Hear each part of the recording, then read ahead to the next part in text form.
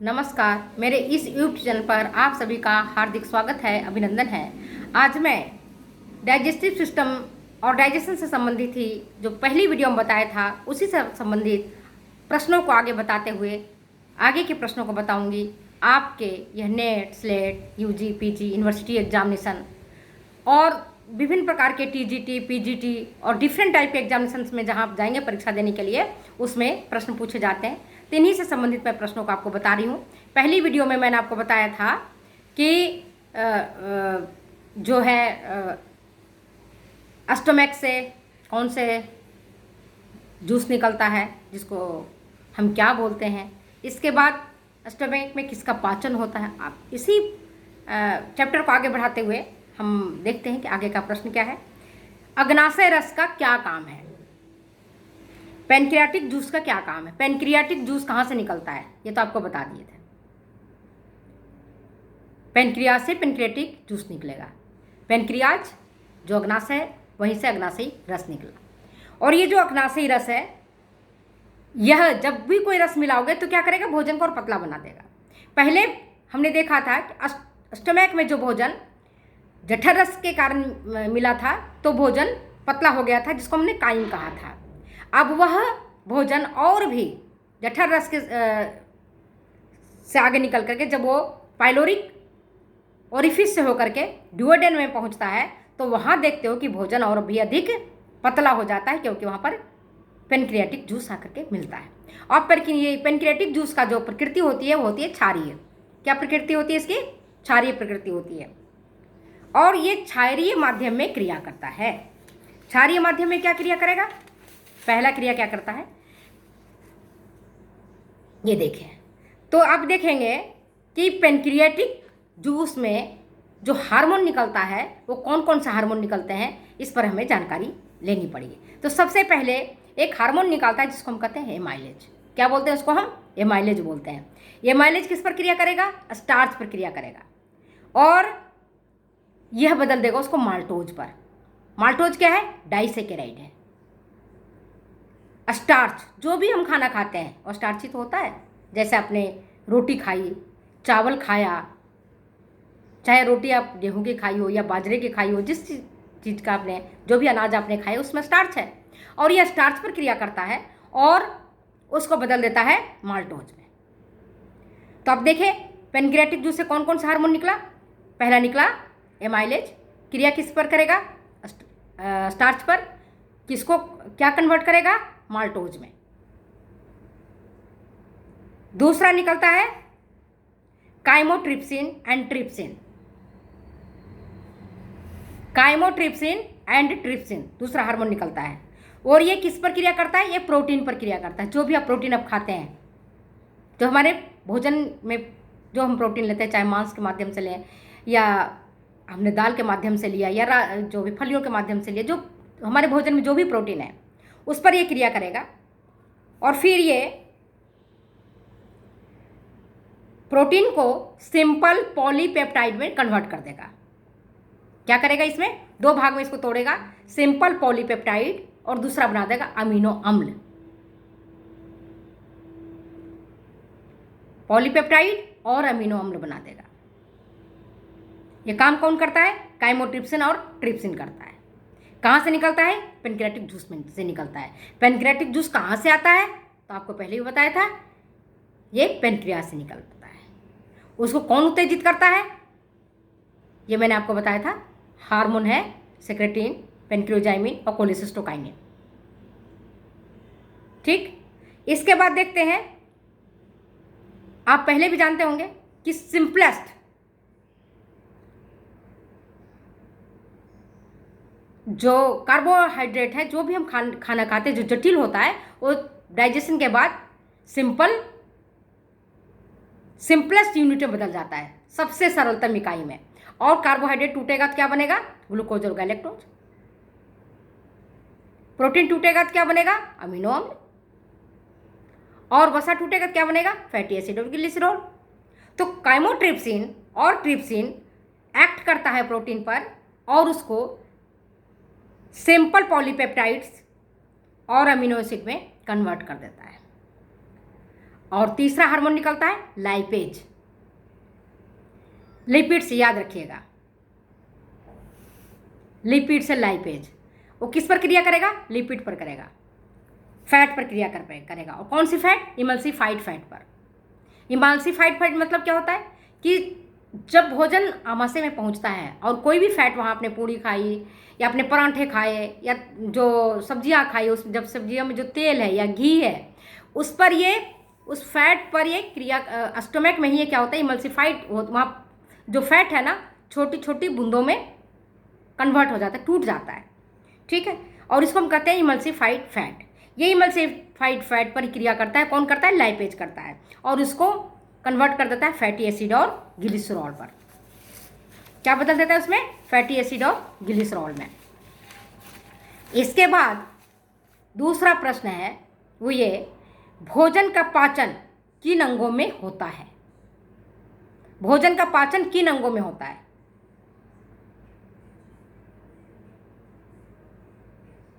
बताइए, भोजन का पाचन किन अंगों में होता है? तो अब देखने में बहुत प्रश्न सरल लग रहा है। आपने देखा मुंह में थोड़ी पाचन होता है, थोड़ा होता है ना। दूसरा हमने कहाँ देखा? आमाशय में भी होता है, अल्प मात्रा में। फिर बड़ी आंत में पाचन होता है, सोचो। और शेषांत्र में होता है या नहीं होता है, और पक्वाशय में। अगर ये 4 प्रश्न आते हैं, 4 आपके पास ऑप्शंस आते हैं, तब कंफ्यूज हो जाते हो कि मुंह में भी पाचन हो रहा है, आमाशय में भी पाचन हो रहा है, और पक्वाशय में पाचन हो रहा है। क्या उत्तर आएगा? तो जहां सर्वाधिक पाचन हो रहा है वही हमारा बेस्ट आंसर माना जाता है। अब आप कहोगे मुझ में भी तो पाचन हो रहा था, लेकिन कितनी अल्प मात्रा में, स्टार्च का ही तो हो रहा था, थोड़ी बहुत मात्रा में, है ना। स्टोमक में देखा था, थोड़ा ही तो हो रहा था, जो फैट था इमल्सिफाइड फैट में परिवर्तित हो गया था, और रेनिन एंजाइम उस पर, और पेप्सिन एंजाइम दूध पर क्रिया किया था, और दूसरे प्रोटीन पर क्रिया किया था, लेकिन वहाँ पर पाचन बहुत कम हुआ है, ना के बराबर हुआ है। तो सर्वाधिक पाचन कहाँ होता है? आपका छोटी आंत के पहला पार्ट है जिसको हम कहते हैं पक्वाशय। तो यहाँ पूर्ण पाचन यहीं होता है। याद रखिएगा, पूर्ण पाचन कहाँ होता है हमारा? यहीं होता है, पक्वाशय में पूर्ण पाचन होता है। इसका आंसर क्या होगा? पक्वाशय। इसके बाद देखोगे शेषांत्र का क्या काम है। अभी मैंने 3 पार्ट बताए, छोटी आंत के 3 पार्ट हैं। पहला पार्ट डुओडेनम, सेकेंड पार्ट आपका जेजुनम, और थर्ड पार्ट है इलियम। तो आप ये देखोगे कि भोजन जब डुओडेनम से होकर इलियम के माध्यम से, बीच वाला पार्ट जो जेजुनम के माध्यम से होकर के इलियम तक पहुंचता है, तो यहाँ भी पेनक्रियाटिक जूस आकर के मिल जाता है। अभी मैंने पेनक्रियाटिक जूस पर बात किया है। पेनक्रियाटिक जूस यहाँ भी आकर के इलियम वाले पार्ट पर भी आकर के मिलता है। और यह एंटेरोकाइनिन, यहाँ पर 2 प्रकार के हार्मोन होते हैं जो कि इनको उत्तेजित करते हैं, और इनके उत्तेजना से ही पेनक्रियाटिक जूस निकलता है। कौन कौन से हैं हार्मोन? डुओक्राइनिन और एंटेरोकाइनिन। ये डुओक्राइनिन और एंटेरोकाइनिन जब उत्तेजित होता है तो पेनक्रियाटिक जूस निकलता है, और यहाँ भोजन का पाचन होता है। अब यहाँ से जो उत्तेजित होगा क्या होगा? ये पार्ट भी तो कुछ न कुछ एंजाइम्स को छोड़ेगा, इलियम के पार्ट से भी तो कुछ न कुछ एंजाइम छूटेगा। तो कौन सा पार्ट छूटता है? सब एंजाइम से निकलता है, सेक्रेटिन एंजाइम निकलता है। सेक्रेटिन कहाँ निकला था? वहां से वो हार्मोन था जो डुओडेनम के वाल से निकल रहा था। यहां पर डुओक्रिनिन, एंटेरोकाइनिन निकलता है, और जो पहला हार्मोन यहां से निकलता है, इसमें 4-5 प्रकार के हार्मोन निकलते हैं इलियम पार्ट से। सुक्रेज निकलेगा, माल्टेज निकलता है, लाइपेज निकलता है, लैक्टेज निकलता है, और इरेप्सिन निकलता है इलियम पार्ट से। तो अगर प्रश्न ये आता है कि भोजन का पाचन सर्वाधिक कहाँ होता है, और अगर आपका डुओडेनम का पार्ट नहीं बताया है, पक्वाशय का पार्ट नहीं बताया है। केवल प्रश्न में आया है आमाशय, छोटी आंत, बड़ी आंत या ग्रास नली, तब आपका आंसर कुल मिलाकर के छोटी आंत आएगा, क्योंकि छोटी आंत में तीनों पार्ट है। डुओडेनम भी छोटी आंत का पार्ट है, जेजुनम भी छोटी आंत का पार्ट है, और लास्ट का जो इलियम है वो भी छोटी आंत का पार्ट है। ठीक, तो देखिए अभी मैं अपने विषय वस्तु से नहीं हट भटकना है। जो एंजाइम निकला वो क्या निकला? सुक्रेज। सुक्रेज किस पर क्रिया करता है? सुक्रेज किस पर करेगा? सुक्रोज पर। जो आप चीनी लेते हैं चाय के माध्यम से, दूध के माध्यम से, सुक्रोज ही तो है, वो गुड़ है, सुक्रोज ही तो है उसमें। तो इस सुक्रोज पर क्रिया करता है और उसको किस में कन्वर्ट कर देता है?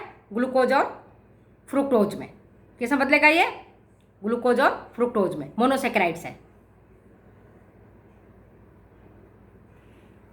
और जो आपका सुक्रोज है वो डाइसेकेराइड है। डाई मीन्स दो, मोनो मीन्स एक। और सिंपलेस्ट कौन सा है? ग्लूकोज है, गैलेक्टोज है।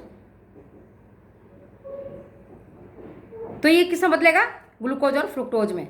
सुक्रोज पर सुक्रेज नामक एंजाइम क्रिया करता है, इसको बदल देता है ग्लूकोज और फ्रुक्टोज में। दूसरी एंजाइम निकलती है माल्टेज, और किस पे क्रिया करता है ये? माल्टोज पर। जो भी अब माल्टोज था ना, निकला था ना माल्टोज, माल्टोज जय वगैरह में मिलता है। माल्टोज पर क्रिया करके उसको कन्वर्ट कर देता है ग्लूकोज में। और तीसरा है निकलता है लाइपेज। ये किस पर क्रिया करेगा? लिपिड पर, वसा पर, और उसको किस में बदल देगा? फैटी एसिड और ग्लिसरॉल में। चौथा है लैक्टोज, जिसको हम दूध का अम्ल कहते हैं। जो दूध हम पीते हैं या खाते हैं, दूध की मिठाइयाँ या खीर लेते हैं, या दूध किसी भी प्रकार से आप उसको कंज्यूम करते हो, तो उसमें लैक्टोज होता है, दुग्धाम्ल जिसको बोलते हैं। यह लैक्टोज पर लैक्टेज एंजाइम क्रिया करता है और उसको ग्लूकोज और गैलेक्टोज में कन्वर्ट कर देता है। और पांचवा निकलता है इरेप्सिन हार्मोन। यह इरेप्सिन हार्मोन प्रोटीन पर क्रिया करेगा और उसको अमीनो अम्ल में कन्वर्ट कर देगा। तो अब आप समझ गए होंगे कि भोजन का पाचन कैसे और किस प्रकार से हो रहा है। जो भोजन हमने खाया है वह ग्रास नली से होते हुए आमाशय में पहुंचा, आमाशय से होते हुए छोटी आंत में पहुंचा। छोटी आंत के 3 पार्ट, डुओडेनम, जेजुनम और इलियम, और यहाँ आकर के हमारा भोजन का पूर्ण रूप से पाचन हो जाता है। तो आपने ये वीडियो को अगर आपने देखा डाइजेशन के संबंध में, तो अगर आपको ये वीडियो अच्छी लगती है तो प्लीज़ शेयर करें, कमेंट करें, सब्सक्राइब करें। फिर मिलते हैं अगले वीडियो में अगले एपिसोड के साथ। Thank you.